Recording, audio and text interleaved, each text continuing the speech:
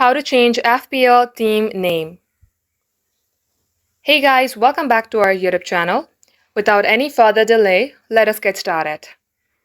First and foremost, make sure that you have downloaded FPL application on your device. Once done, launch your app and get logged into your FPL account. From here, you have to tap onto this fantasy option from your bottom bar menu. Here you will see Configure Leagues. Tap on Configure Leagues. Now at this page, you will see all the leagues that you have made under Invitational Classic Leagues.